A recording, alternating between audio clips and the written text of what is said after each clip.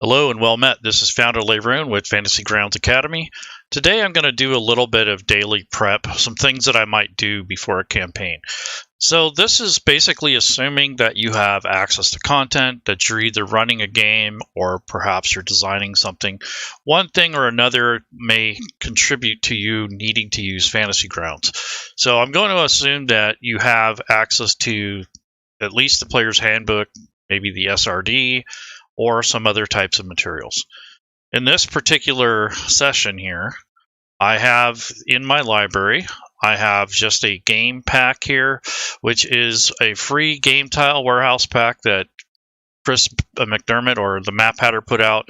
I'm using this map as a demonstration. Also, I have 3 characters that are already built. They are part of my super squad of evil busters. They're basically from the Blood Wars.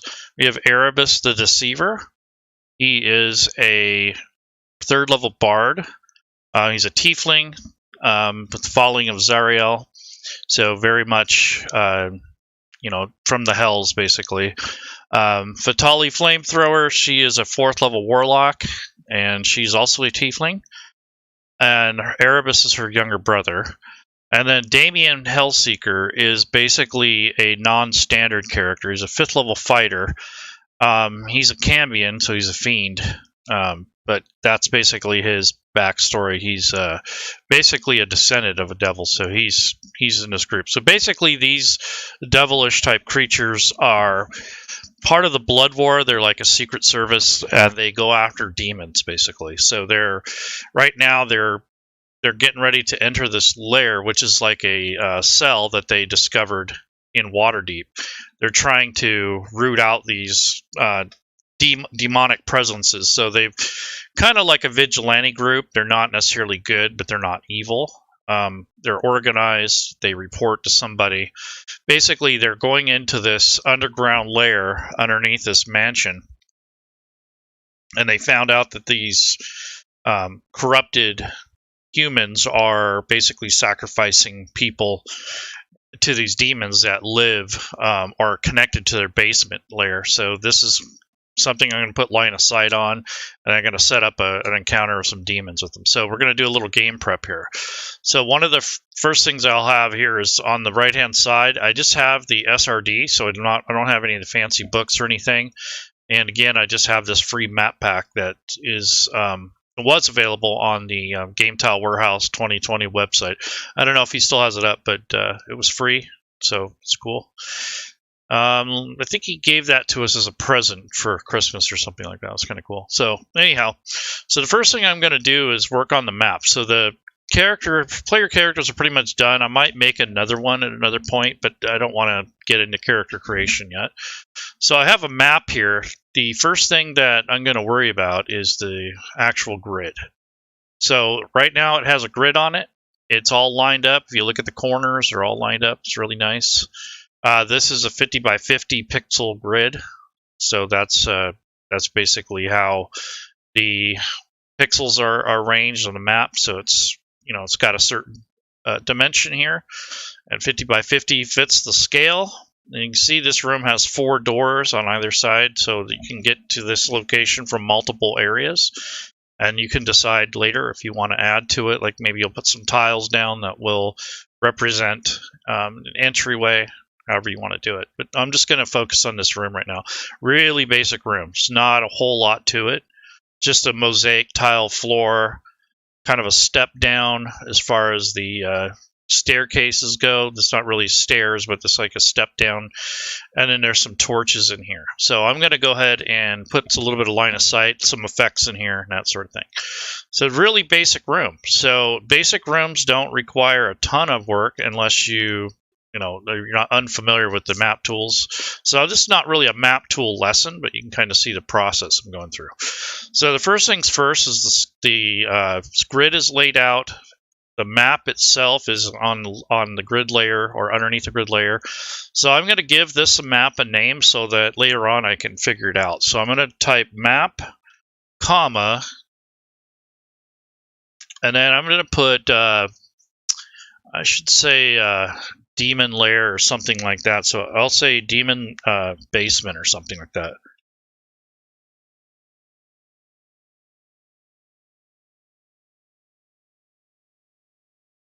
So this way I know what it is, and then this area over here on the right is basically for the player. So if I right click on the map and I share it to my group, so you click on this little logo up here on the top left corner, it might be a dragon, it might be a shield, or it could be a skull, whatever the theme you have.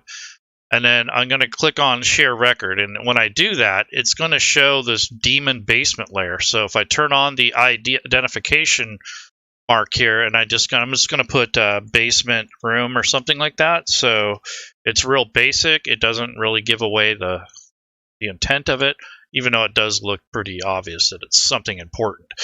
So I think this is some kind of summoning circle. I'm not sure, but there's a bunch of cultists here that are basically sacrificing individuals for this demon that supposedly is summoned here. So that's why the Hell's Heroes are here, because they're trying to thwart this effort of the demons to make an appearance on the prime material world. So they're kind of going out of their way and out of character to help the overall existence of mankind, because without mankind, there's really, or without the regular world, they can't survive without it. So they have to protect what they have for assets. So that's kind of what they're in it for.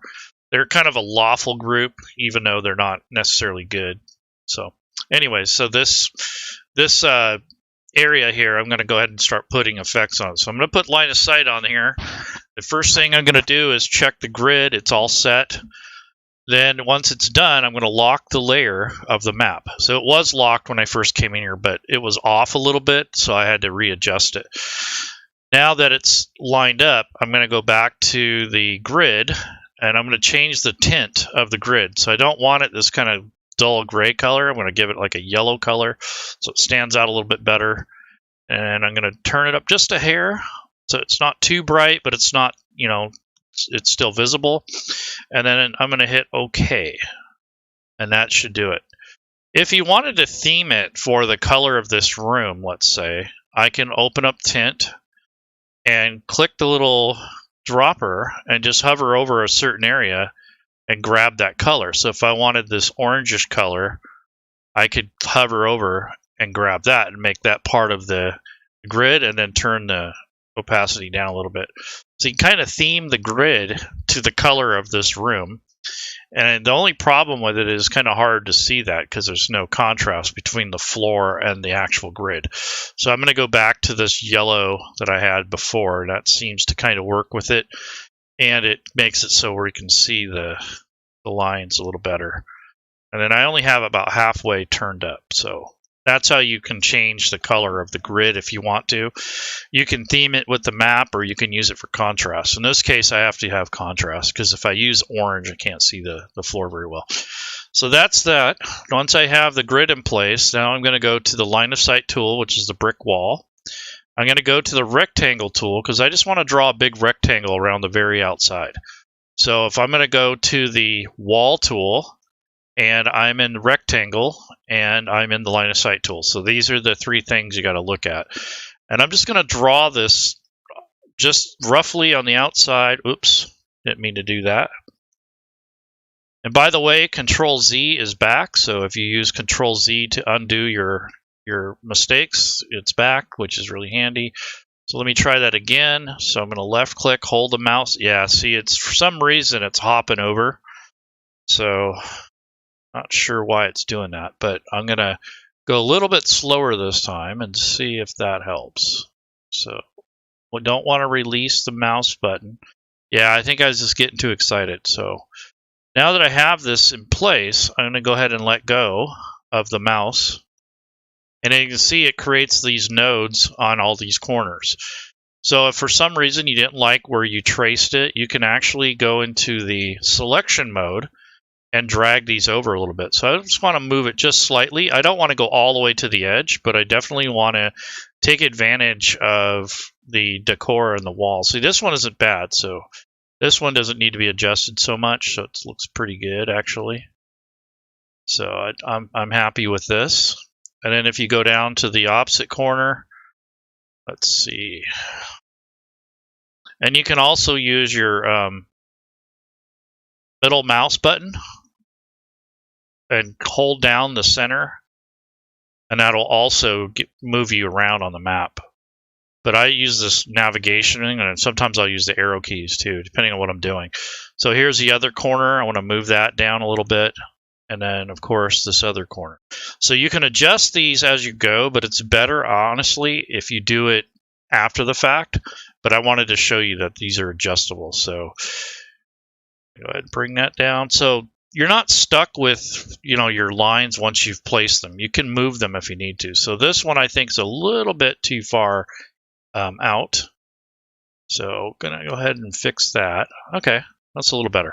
All right, so I'm going to do the same thing, but I'm going to go with the inner part here. So I'm just going to go ahead and draw the square. And like I said, take your time. Last time I tried to go too fast. That's why it was double dropping on me. So I want to take and go back to the rectangle. And I'm just going to draw another square on the inner part. So I'm going to go ahead and do that now. So just grab a corner and pull it forward. And then once I'm done, I'm going to adjust it. Just normally, I would draw this out and then adjust them after. So you're not switching back and forth between the tools. That's what eats up a lot of time. So just see if I do this in steps like this, like one at a time, it takes a lot longer. But since I'm showing this more than actually doing it, I think it'll be okay this time. So I'm just kind of taking these and adjusting them a little bit. You don't need them right at the edge because you want to see some of that detail in the wall. All I'm doing is kind of moving it a little so it looks a little bit more even, and it also gives me the opportunity to show some of the illustration on the wall, so you're not just looking at a black solid line. Okay, so now that's basically how you can draw those in, or you can do it manually with one line at a time, however you want to do it. So if you want to put in doors, usually those would get done first. So if let's say you decided, I want to start all over or something. So you just double click on one of these points and hit delete.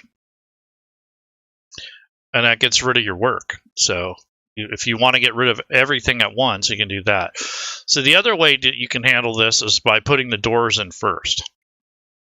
So I'm going to take a door in the door tool, and I'm going to draw a rectangle, and I'm just going to draw it in this doorway here. So I'm going to come out, and it doesn't need to be perfect, but get it kind of close.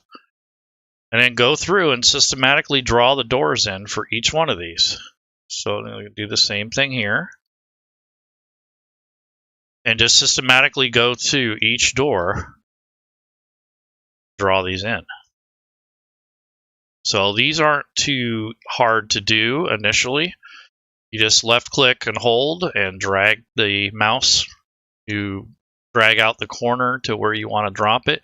And remember, it doesn't have to be perfect the first time around. You can adjust these as you need to. So if you didn't like where you placed those, you can go back to the selection tool and take and drag this where you want it, and that way it lines up better of whatever you think is necessary. And then you just click on a single point and drag it over. It will line up. So you can do that if you need to. So that's the door. So now if the actual walls themselves, you can drag those through these if you want. To help you understand how they work, I'm just going to do one line at a time. So I'll just go to the line tool. I'm going to start up here at the top and bring my line down through the door. So if I'm going to click on this corner up here, I got to make sure I'm in the right tool. So I want to go to the wall tool. I was still in the door tool. I go ahead and click here and use the arrow key and just kind of drop it down in this area. So you can see it makes a segment through to the actual doorway. and you double click to release the drawing point, so you're not drawing lines like that. And you're going to go to the selection tool if you want to make any adjustments. This is right here. So that's that. So this is what you end up with when you draw the lines through like that. And you see you get these intersections. So that's something that you have to get used to. So basically I'm going to take and put line of sight on this wall. And this will help speed things up for me during gameplay if I do it a little bit beforehand. So I'm going to hit Control-Z again and get rid of that line. So I'd hit Control-Z about 3 or 4 times. So to make this easier on yourself, it's easier just to drag and drop a rectangle. Make sure you're in the wall tool. And I'm going to draw this in. So right about in there. And take this and draw this out. And let's say you accidentally dropped it there. So it's not really that big of a deal. It's not the end of the world. You can hit Control-Z, and that gets rid of what you were doing. That was disabled for a while, but they fixed it, so it's great. So what you can do, though, is take and drag this out and get it to where it intersects with the doorways, but not too much. And there you go. So there's all your intersections along the way, and then I'm going to do the same thing. I'm going to draw another one, but it'll be more inward, or you can draw it wherever you want. So I'm going to go a little bit in further. So start up here in this inner corner and draw that out and kind of point it, drag it along. So I want to go ahead and left click, and I'm going to be in the rectangle tool and the wall tool. So I got to make sure I'm in the right tool. And then I'm going to take and left click and drag this out and basically set it where I want it. And in this case, it's going to be right along there.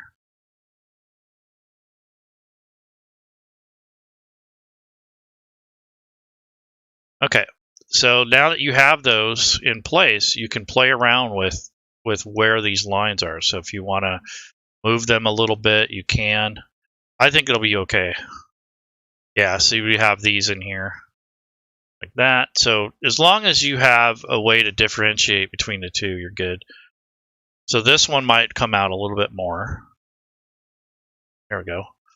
So you don't have to be perfect, but it's nice if the lines are got a little separation, and if you need to, you can turn off the magnetic snap so that you have more freedom of movement. What's up? Okay, so that is that. That's what's up with that. So move this over a little bit, move this over a little.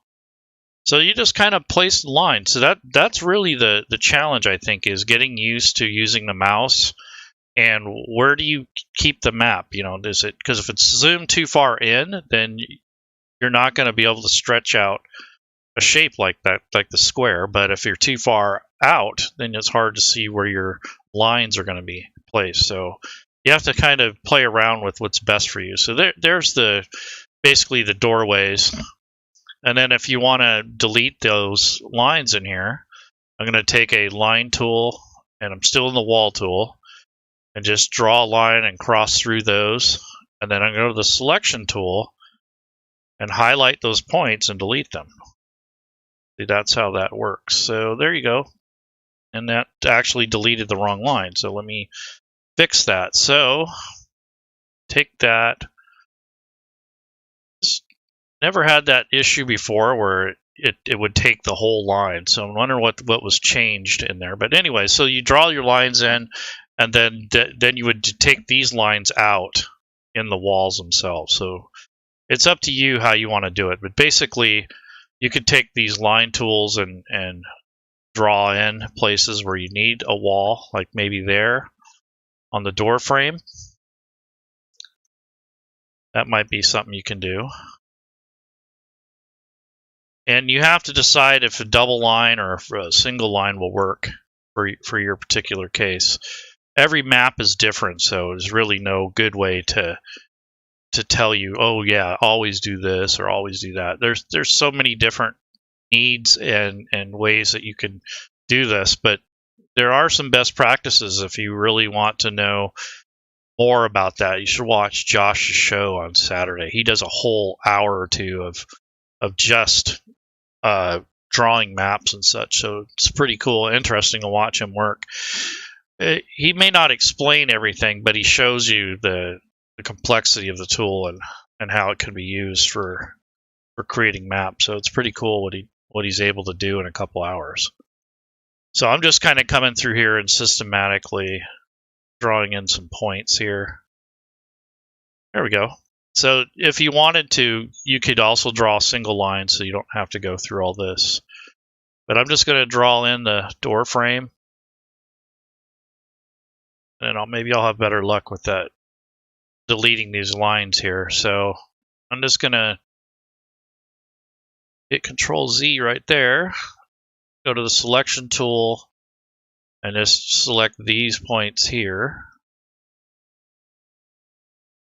Yeah, see, now the line stayed, so that's good. And then if you want to, you can come here and take those and take that out. So that's basically how you take these doorways out, is once you have the frame in there, I'm in the line tool and just draw in these little lines here, and that gives you kind of a leave so that you can more easily delete the line. So I'm just going to do that all at once instead of one at a time. That way you're not switching back and forth between the tools. That's usually what eats up your time, is switching back and forth. Okay, so now that I have those in place, now I'll go to the selection tool and just systematically go in there and delete those extra points. Oops, I guess it deleted the wrong thing. So let's see what's going on here. Okay, so I'm not going to do that. I'll just go and highlight those and see if that does anything. Yeah, that was much better. I'm trying to do both at the same time. Yep, that's what it was. Okay, so now that I have that understood, so I'm just going to go through and systematically delete out these extra lines here that I don't need.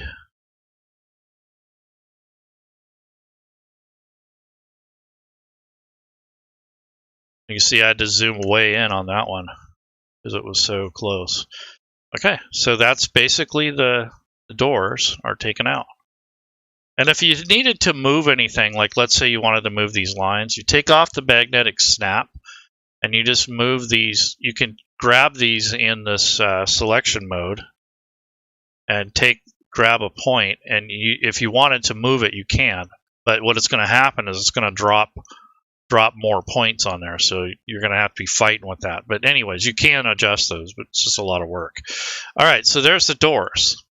So I'm going to go ahead and turn on the line of sight, and you do that in play mode. So I'm going to go ahead and enable everything here, so now you can't see anything because you don't have any players on the map. So I'm going to enable or disable player view because I don't have anybody on the map yet. If I want to check this, I'm going to put Erebus the Deceiver on here. I'm going to grab his token and set it on here. He does have dark vision, so that's why this will show up in kind of like a black and white view. So if I go to the player view, that's what he sees basically. It's because he has the infravision or he has dark vision. So that is basically how that works.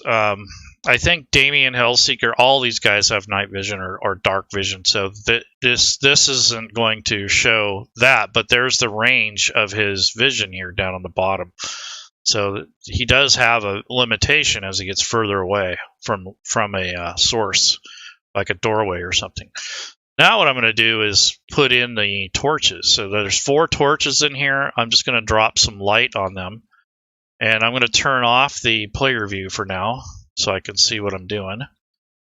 Then I want to basically take the torch and I'm going to line up some lighting here. So right now I just have this tile and the line of sight.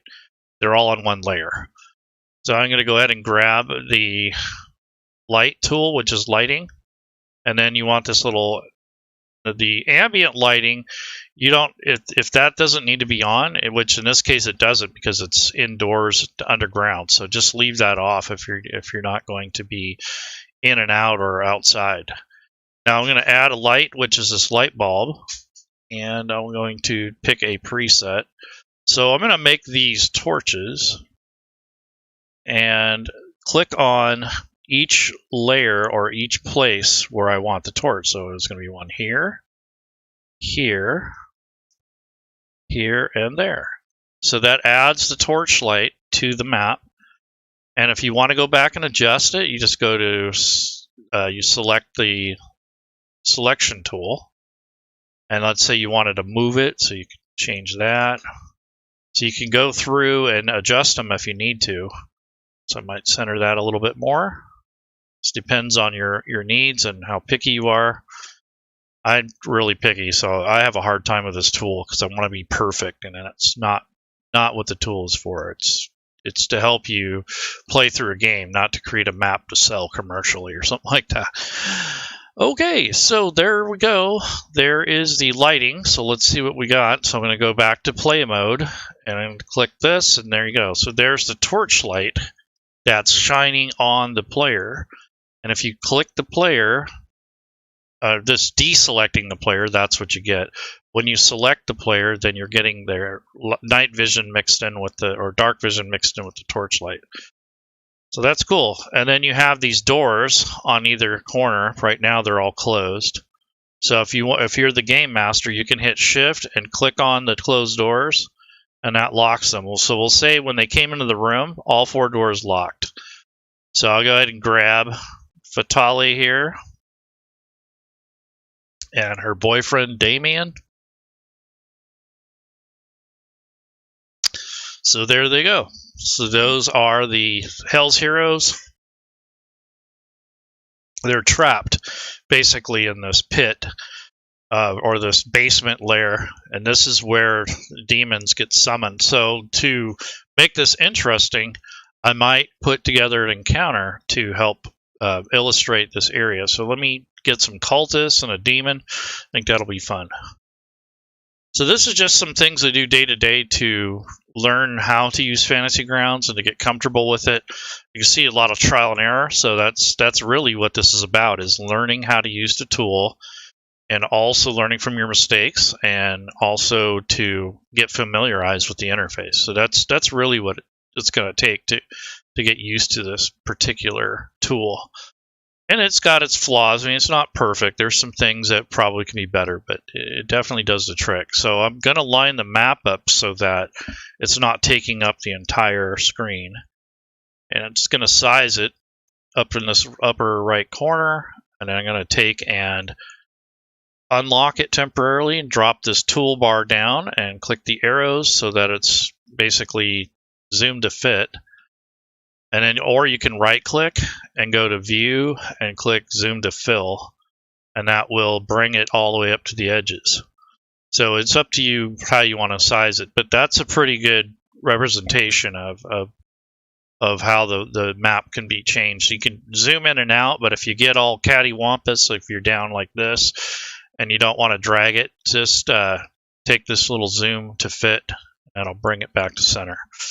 Or you can right click on it and change the view. You go to zoom to fit or zoom to fill, which will bring it all the way up to the edge. So that is basically the map. So now I want to work on some encounters. So we got level 3, 4, and 5. So that's basically 3 players. And if you add all those numbers up and divide it by 3, you're going to get your average party member level. So it should be about 3 1/4, I think. So let me think. So we have 3, 4, and 5. So we have 12. So if you divide that by 3, you're going to get 4. So you're looking at some creatures anywhere from 1/4 to probably about maybe maximum have 1 creature that's hit dice of like 3 at the most. But it all depends on what they have in the mix and such. So if the party members are going to be overnumbered by the quantity of the encounter, then that may be something that you have to take in consideration, plus their abilities and such. So I don't really use the math part of it. I just know by gut Like, how's it going to play out is basically the way I look at it. So let's take a look at a cultist and let's see what they have. So right now I may not have anything like a cultist, so I might have to build something. God forbid. So here there's some NPCs that come with the 5th edition SRD bestiary. I think the closest thing to a cultist is an acolyte, but I will search for cultist, because I'm just gonna, yeah, here we go. Cultist Fanatic and the Cultist. So those are generic NPCs. So in order for me to customize these and make them more digestible for myself for this particular scenario, I'm going to first create a group. So in the NPCs area, this is something you want to practice whenever you make content, especially in the data groups, is you want to make a group for your own self. So I'm going to click the plus button here, which creates group 1 by default, and I'll hit the edit groups, which is this button up here, this editing button. And I'm just going to call this Hell's Heroes, because that's what this scenario is for. I might invite some people to play it and see how it plays out. So here's Hell's Heroes, and that's basically the group. So once I have this group, now I'm going to go back to all and use the drop down arrow, and I'm going to make copies of these by just drag and dropping these back into the same window here. So I got a copy of the Cultist and a Fanatic. So that's basically 2 different NPCs. So the copies, I'm going to drag those into Hell's Heroes, into that group, so that they are now part of the group instead of just in the all or uncategorized area. So now that I have that, I'm going to go ahead and select Hell's Heroes. That's basically the first 2 creatures, and I might grab a demon or something. So let me see if there is any demons or any sort of creature like that in the bestiary. Nope, not really. So I'll have to think of something that they're going to summon. Could be anything. Maybe it's a barbed devil that needs to be freed. Maybe he's being held here under his will. We'll see. So let's get back to our group. So I'm going to use the drop down menu, click Hell's Heroes. I'm going to open up the NPC stat blocks and see what we have. So the Fanatic is a spellcaster, and they're basically a challenge rating of 2, so that's pretty good for this group. So I'm just going to have one of those. So they have Cantrip, Sacred Flame, Thaumaturgy, Command. I'm pretty happy. Inflict Wounds, Shield of Faith, Hold Person. Yeah, this is Spiritual Weapon. Yeah, this is good. So the Cult Fanatic I'm happy with. So I'm going to open up the encounters. And instead of doing a standard, like a regular encounter that's already built, I'm going to build a random one, but it's really not going to be random. It's going to be based off the number of members in my group. It's not the combat tracker that I'm going to use. It's going to be the actual party sheet. So I'm going to assume that all the combat tracker participants are going to be on the party sheet and on the main tab. So when you're doing a campaign, you want to make sure that all of your characters are on here.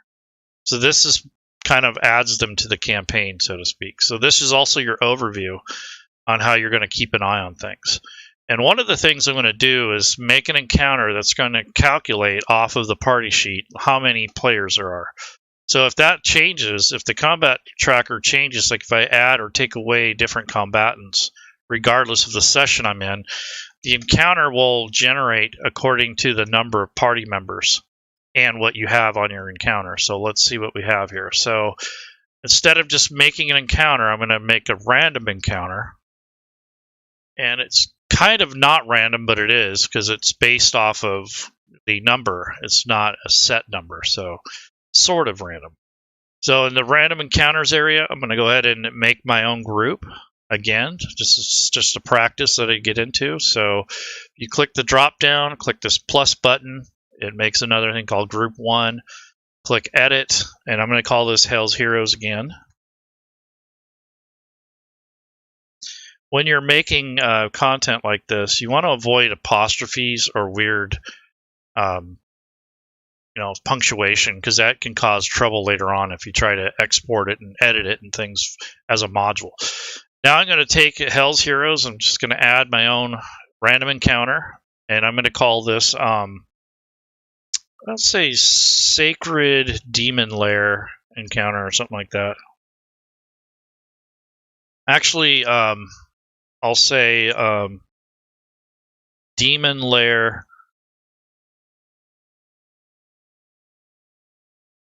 encounter, just to make it simple. And then I'll say final. So this is the finale, basically. So this is basically when they get down to the deepest level of the dungeon in this case, or the plot of the very end of the story, or close to the end of the story. This is going to be the final battle, basically. So I always want to have one Cult Fanatic. So in this case, I will take the Cult Fanatic and just drag it over here. And I'm just going to put one. Not going to put any modifiers or anything, because no matter what, I'm always going to have one. However, the little fanatics, or the regular cultists, are a lot lower level. They're only 1/8 challenge rating. So I can afford to have probably 2 almost for every one of these characters. So one half, I mean, they got 9 hit points, leather armor. They have a dark devotion, though, where they have advantage on saving throws versus being charmed or frightened, so it's hard to scare them off. And they're all wielding scimitars, so they don't have any missile weapons, they don't have any spells, they're pretty low stats. So I think I'm going to start with a base of 3. And then I can do a multiplier that will multiply how many cultists or add how many cultists. So maybe I always want to have one more cultist than there are player members. So we can do that. So I'm going to drag the cultist over here. And what I'm going to do is put in this little formula. So I might go something like, there'll always be at least one, but I'm going to say the number of party members. So that's $PC.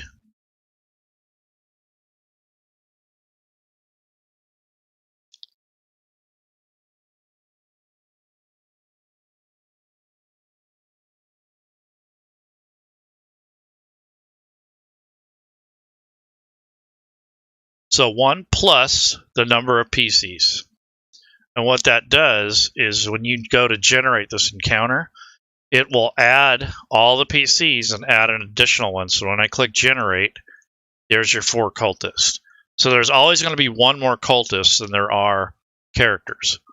So regardless if I remove one of these players or what, it will adjust for that. So that basically creates your encounter at that point.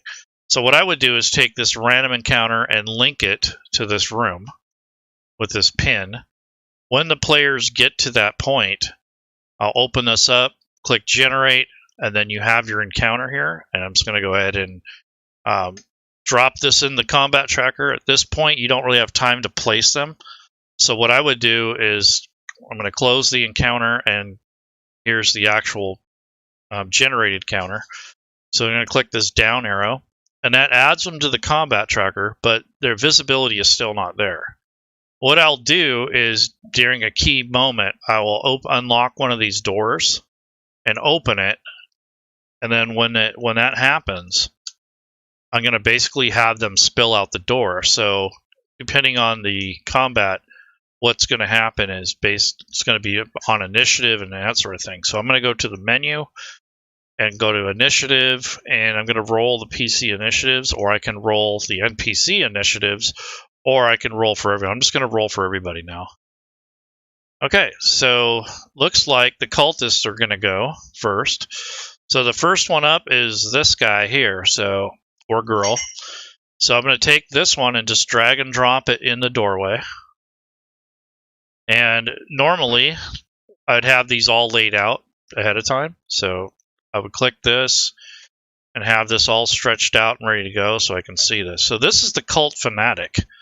So he comes to the door, sees the players, and immediately begins casting a spell.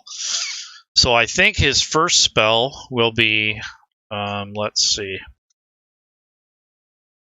Yeah. I think Spiritual Weapon. So he's going to cast Spiritual Weapon, and he's going to cast it in front of or in the middle of these guys here in the party. So it says that he can basically cast it 60 feet away, so I'm not too worried about the range. So we have the range. And then it says it's 1 minute casting time, and it's a bonus action. So what I will do is have him basically stay in this position so he can have a view of the party. It's not going to move too far. I think he'll move 5 feet this way, and then he'll start casting. That way he's not in the doorway. And what I'll have him do is cast Spiritual Weapon. So I don't have a token or an icon set up for it. So if you don't have that, I'm just going to right-click on the map, and I click Pointers, and I'm just going to draw this little circle. So this circle here is going to be his spell, basically. So it's going to set it right there in the center of the map. So at this point, once you have that, you create a floating spectral weapon within a range that lasts for the duration of the spell. So as soon as I cast that, it's going to basically last until I'm done with it. So if I take this spell and I actually cast the spell, so if I come up here in the actual combat tracker, and I select the combatant, now I have access to the spells from here instead of off the sheet.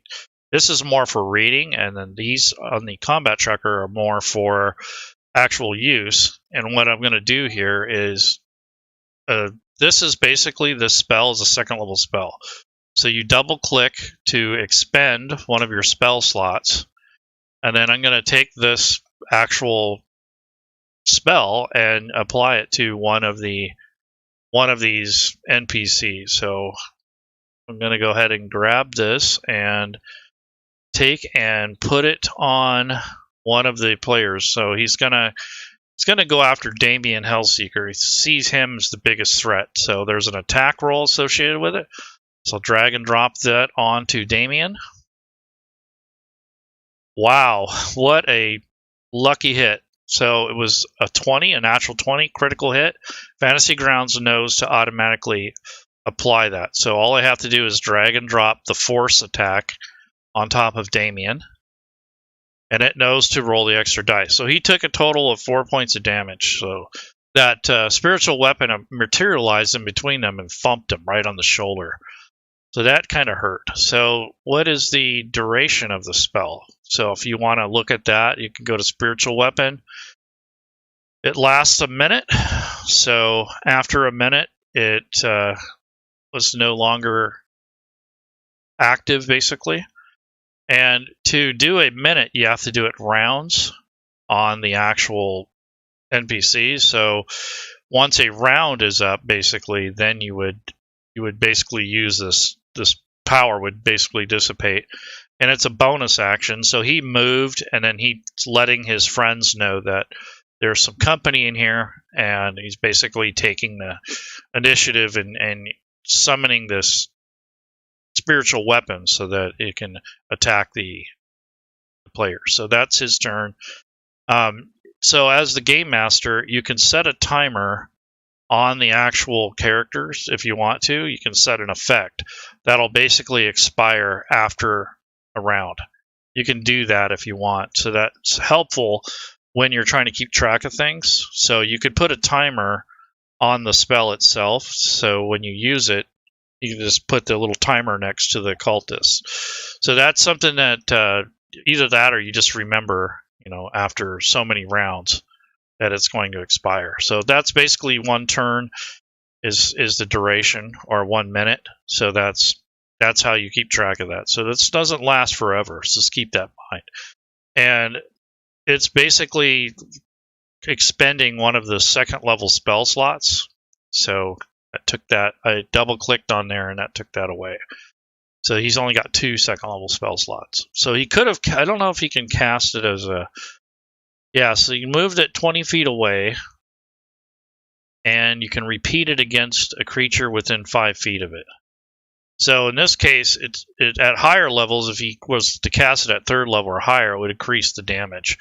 but I'm going to just leave it at that. So that's basically his turn. So if I click the down arrow, now it comes to the next cultist. So I'm going to reveal the cultist, drag it up onto the map here, and once I have him through the doorway, I'm going to calculate that basically he's already moved 5 feet. So he can move 20 feet or 25 feet in whatever direction as long as he's not blocked.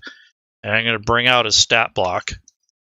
And this is just me testing this encounter, so I'm not really going to go through the whole thing. I'm just going to see how this plays out. So I'm going to take the cultists, and I'm going to assume they've already moved at least 5 feet to get through the doorway. I don't know if they were stacked up outside or not, but I'm going to at least give him half his movement rate, which is 30 feet. So he's going to move 15 feet. I'm going to assume they came from somewhere, and I'm going to go ahead and move them. So if I hold down the Alt key, that will keep track of the movement. So if I start it, and I'm going to move it this way, and he's moving in there, and that's his turn. He's kind of pointing at one of these guys with his blade. He's running after them fanatically. So, yeah, he's basically cannot be charmed or scared, so he's going to run right into battle without any worry or anything. Next, cultist, same thing. Going to make it visible, because they're not really being stealthy or anything, and drag this guy into the doorway. Now he's going to basically do the same thing, but he's going to move this way. So again, I'll hold down the Alt key and move him 15 feet. So that's his turn, and he's basically doing the same thing. They don't have any missile weapons, so they're just kind of engaging the party members. So the next cultist comes out of the doorway, and he's going to go the other way, so that way they're not all stacked up in one area. They know better than that. So I'm going to go ahead and grab him, set him in the doorway, and then I'm going to move him 15 feet. So I just hold down the Alt key, drag the token a little bit. You don't have to hold down the Alt key the whole time, and that moves them that way. So they're kind of fanning out a little bit. And then last but not least, the last cultist comes in. This cultist is actually going to stick kind of close to the priest to protect him. So he's just going to come through the doorway and just move around the Cult Fanatic. So I'm going to have him visible and drag and drop him in the doorway. And then he's going to move 15 feet. So hold down the Alt key. There's 5, 10, and 15. So he's moving in position to protect the Fanatic. So that's basically how they're stacked up. So now it's Damien's turn. He's the one that got hit by the spiritual hammer. So he's just going to hold his own. So I'm going to have him do probably a dodge action. So I have his character sheet up. I want to stretch it out so that I have access to it and it's easier for me to look at. He's already got 4 wounds, so he took a little bash there, but he still has 40 points. He's not too bad off yet. But that did irritate him, what happened to him. So I'm going to give him the dodge action. And then he's basically going to try to avoid the spiritual hammer. And I'm going to give him a... Let's see what I want to do with him. He has a ring of evasion, so I might use that. But he also has a racial ability. So on his next turn, I think I'm going to get him use one of his special abilities. So I think he's going to basically try to get away from the hammer, maybe lure it away. So I think dodge is going to be his first initial action. Okay, Fatali sees what's going on here. Saw her boyfriend get thumped with the spiritual weapon. So on her character sheet, I'm going to drag this down so I can see everything. Go to the Actions tab. And she has quite a number of things that she can do. So she has a Cloak of Protection, so I'm going to go ahead and enable that. That'll help her. She's going to do Agonizing Blast on the cultist that cast the spell. An Agonizing Blast is a cantrip, so it's not going to eat up her very few spell points. She's a warlock, basically. And that will help with this scenario. And if you look at the description, it's 1d10, but you can cast it at a higher level. So if you create it, you can cast more than one beam when you reach higher levels. So she's not quite 5th level yet. So we're going to have to just do one. But I think that'll shake that guy up a little bit. So she's going to do an offensive spell. But she could do Hellish Rebuke or Witch Bolt. I think maybe Witch Bolt would be another one. But she's going to go ahead and use her... She has Hellish Resistance for her Tiefling thing, so I'm going to make sure I have that on as well. And then she has some Warlock spells here that are free, basically. Dark One's Blessing. She has that. She don't need to have that right now. But I'm going to go ahead and cast Agonizing Blast. So it's a ranged spell. So on a ranged spell, you can target individuals. So I'm going to hold down the right control key and click on the Cult Fanatic. So once I have Fatali selected, and I'm going to hold down the right control key and click on the Fanatic. So you got to make sure that the token is selected, otherwise it won't select a target. It'll just select, basically it'll just target himself, basically. So now that he's targeted, I can go ahead and double click on the attack roll on the spell, or I could have drag and dropped it on there, but I wanted to show you the targeting. So go ahead and double click on the spell, which is Agonizing Blast. It's a ranged spell. So that is a hit. So that basically says, basically it connected. So she throws this blast of energy at him, and it engulfs him with this like eldritch fire. And it's 1d10 plus 4.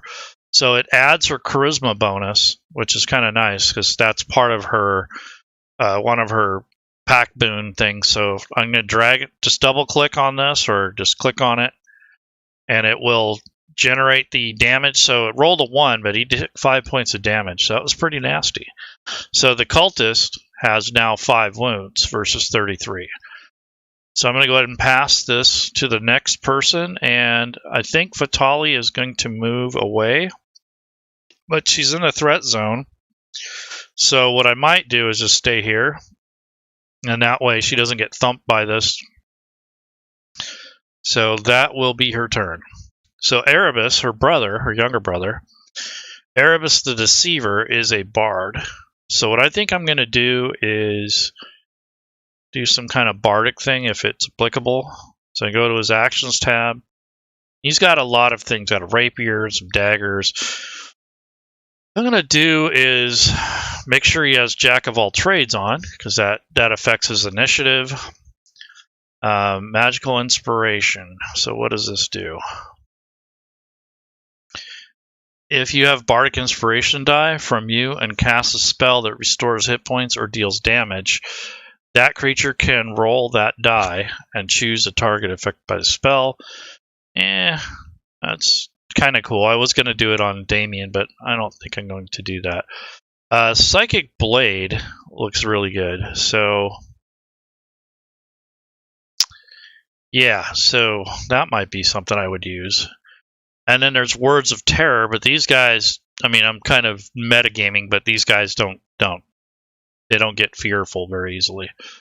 So Vicious Mockery, I think that's what I'll do. So he's going to call the spellcaster out, and he's going to say, "Hey, idiot, we're over here," or something like that. He's just going to say, "Yeah, you guys are weak. You can't handle us," basically. And he's kind of taunting him and calling him names, doing all kinds of real nasty little insults. So what we're going to do is roll to see if it affects this guy. It may not, because they're wisdom based, but we'll see.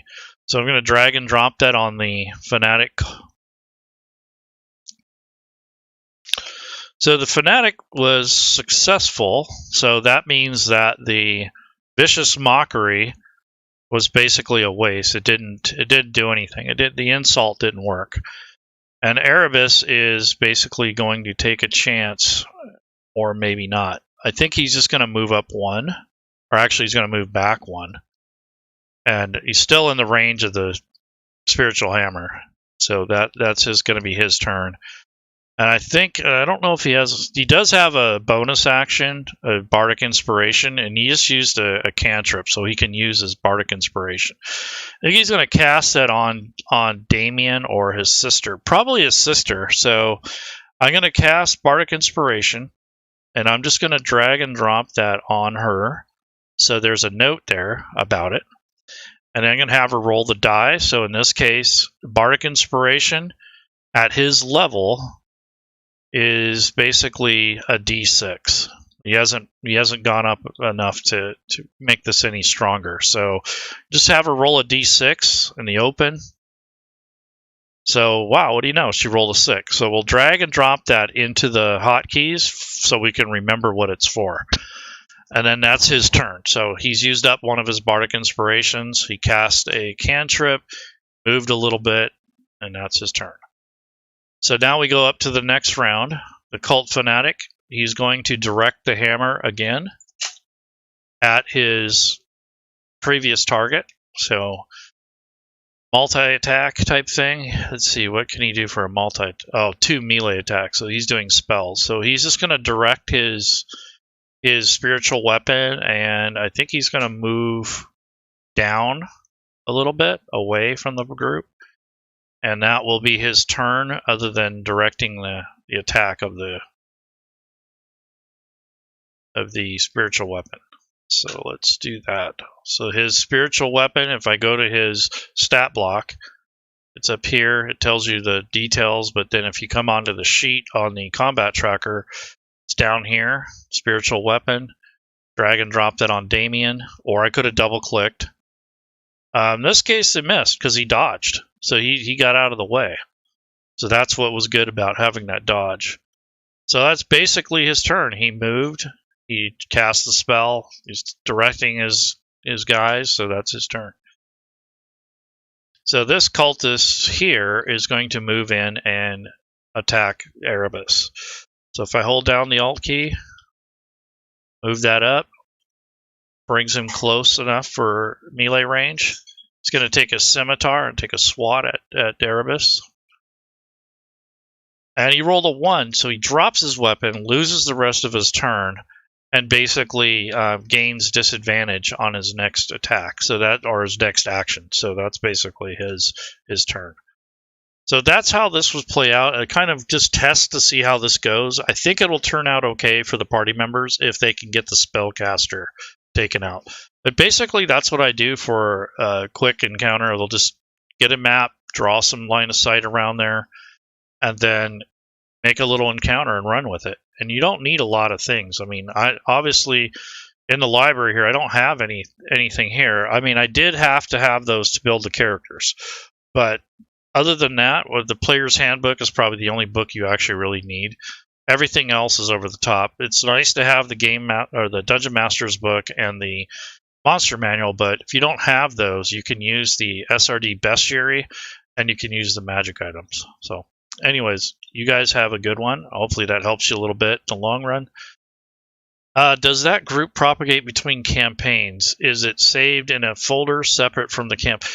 No, actually, it saves in that campaign. However, once all that work is created, you can export it, and that's the things you want to save. So I need your videos to play in the background while I'm at work. Okay. So basically, Otusan, it basically allows you to export it easier. Hey Drake, what's up? So what will happen is, if I was going to export my work, I would unload all of this material here, and then I would go to the chat window and do a /export, and then I would choose the data that I made, or you can choose all, give it a name, assign a thumbnail, give it a category, all that stuff, and then export.